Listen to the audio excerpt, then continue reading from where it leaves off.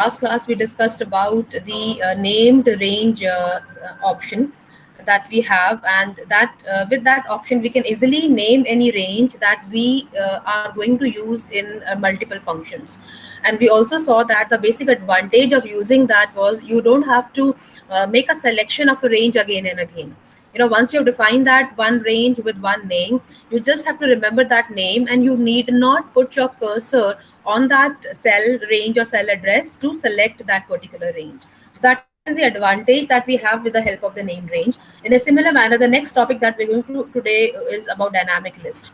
Now, dynamic list, if you recall, we've already done in some manner, when we were talking about the data validation. And in data validation, if you recall, when we are trying to validate the data, and if I just want the values defined in the list to come in the data validation process, that I can very easily do that by defining certain names or certain words in that list. But just in case if that list is going to have more options, for example, it is just about the names of the planet, and right now we have 9 planets, so we may have a list of 9 planets. But just in case if there is a discovery of another planet, maybe sometime soon, what we can do, we will have to add another planet name in that list, right? So how do we add a new name in the list that we've already created?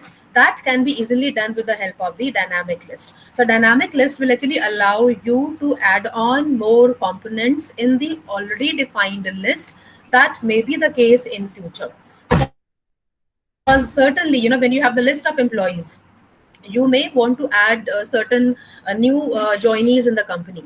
You may have to add certain new students in the list. So the method of doing that is through dynamic list, which we can easily create with the help of the offset function. So this particular thing that we are going to do today is basically the application of 3 concepts, and the 3 concepts are data validation, offset, and the named range. So though we have done these three in the separately, but we are going to see how these three can be combined together for an application in the Excel, right? So let me go back to my screen. Wait.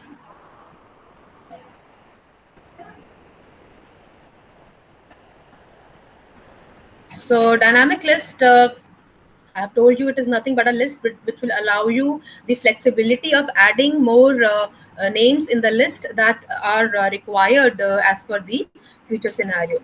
So that we do with the help of the offset function. Offset function is often considered as a difficult function. Reason being, we have to give so many arguments, and any function which will be having so many arguments definitely will make you, see the functioning of those arguments in a different manner.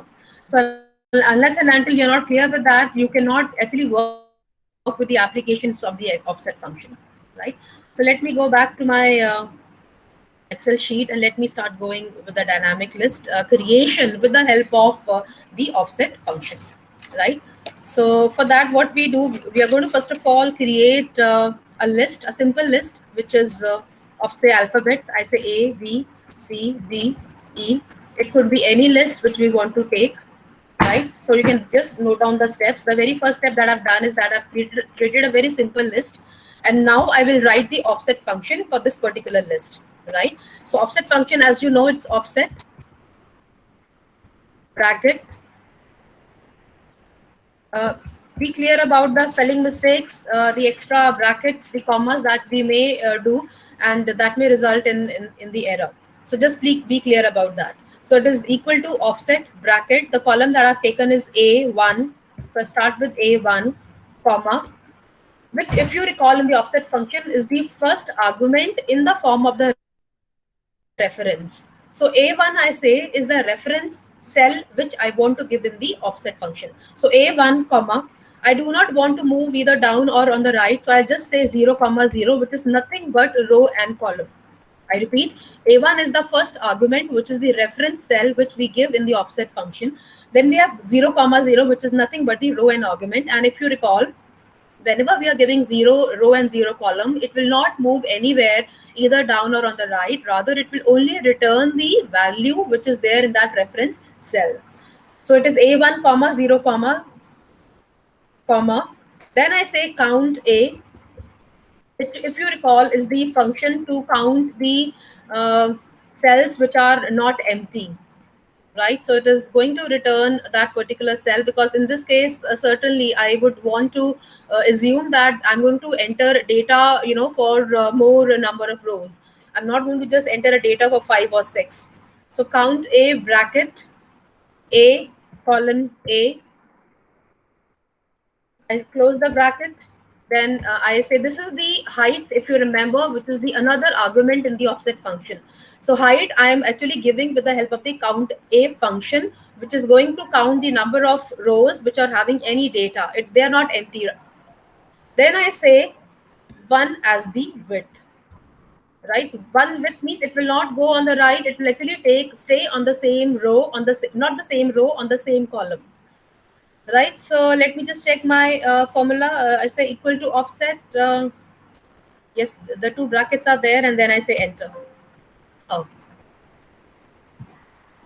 so I got this 0. I was okay with the error, so I just clicked on enter. Now what I want is that the reason I wrote this error formula was I wanted to have this function over here. Now I will simply copy this function, right? I will simply copy this function, and I will delete this 0 which I'm having over here. Right, now what I do next, I'm going to define a range. Now I go to formulas. Now in formula, we have to go to define a name. Now in this, I'm going to define the name of a range which I want to set. Now since I've defined multiple ranges so far, it might confuse us. So let me give a very unique name of this range, which is by the name goat. So I say goat over here, and in this reference bar, I will simply paste that function which I have just written for the offset function. I repeat what I did. I simply cancel it just for the reference. What I've done, I started from writing these simple values ABC. It could be any name, it could be any number that you want to work with. But to start with simpler options, I've taken these alphabets A, B, C, D, and then I have written a simple offset function over here. And then when I clicked on OK, it gave me 0, but that was, that was okay with me. But I only wanted to have that function, and I've copied that function for particular named range. So I say then formula, go to define name. In define name, I've defined the name of the range, and here I actually copied that address. I simply paste that address over here, which I have deleted initially. Now in this function, I have to work more.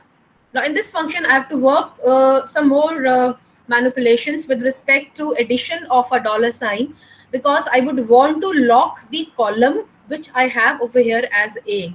But you have to be very cautious of moving your arrow keys on the right and left, because if you try to move your arrow key right and left, you will see that the cursor on the screen will also move right and left, and accordingly sheet 1 exclamatory mark, those symbols will start appearing on this bar, which I do not want.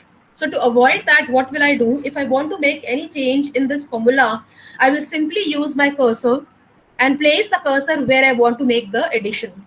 So over here, I will simply say dollar, because I want to lock this A column, and I can very easily use the arrow key now to go ahead of A.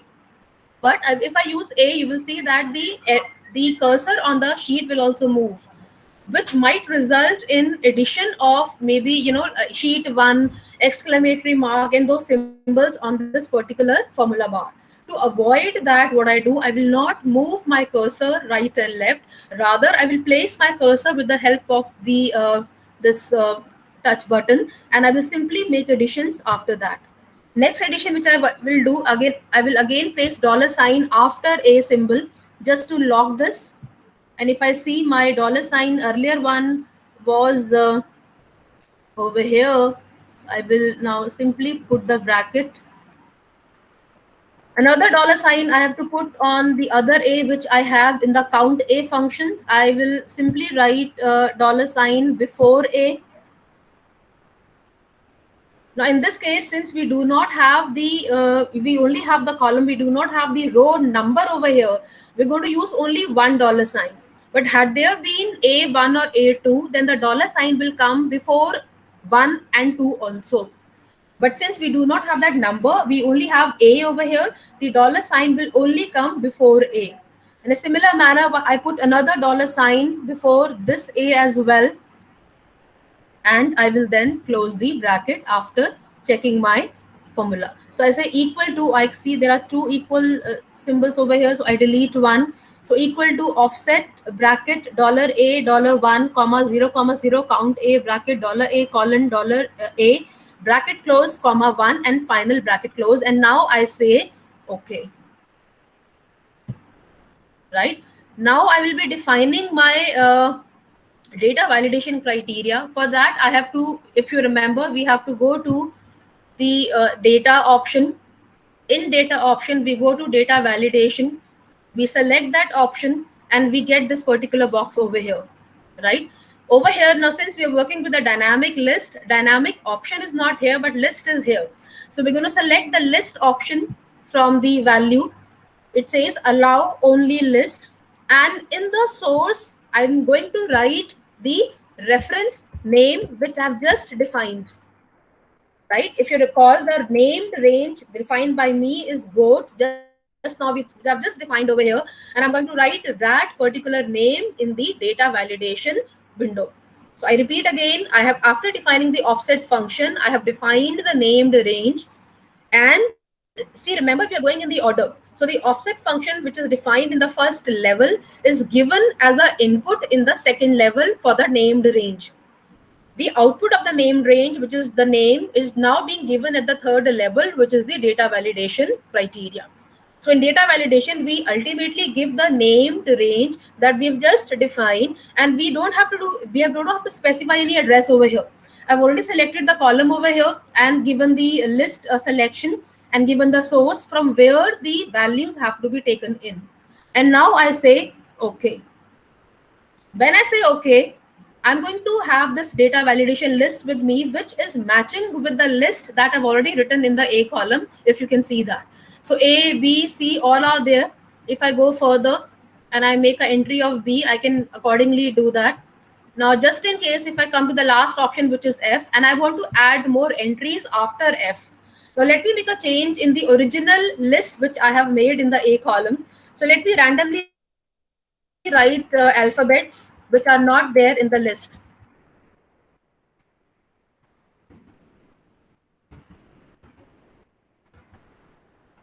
And now let me go back to my data validation column, which is C.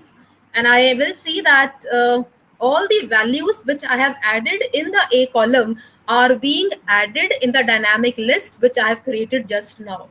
Now, as and when there are more variables to be added, I can simply add on in the A column, and those very variables will be shown now in the data validation list. If you recall that, if we don't do this data validation dynamic list criteria, then if you add any other value, if I just do that one more time, if I say that, okay, I have simple values like D, E, and F. And if I say now, for this, I define a data validation criteria. I say go to data validation list. And in the source, I say select this particular range. And I say okay. So this will only allow me to have these values. So let me just press enter. Oh, I didn't select that. Wait. So let me just go back. So I say list, and in the source, I'm going to write this particular range over here. Right now, similarly, if I add any value, I can simply add, I can make the data entry accordingly. But now if I make any change over here, and if I go back to my data validation list again, you will see that all the changes which I've made in the G column will not appear in the data validation list. That is the difference between the dynamic validation list and the static list. So this one where the changes are not made is called as the static list, wherein whatever values we have defined in the list originally, they will stay as it is, and any change if I try to make in the list in the maybe in future, that change will not be allowed in the static list. But But in the dynamic list, this change will be allowed as in when you add on new names or new numbers or new alphabets or whatever new data you want to enter. As in when you make a change in the list originally made by you, in the dynamic list those very changes will be highlighted. So that is the advantage of the dynamic list.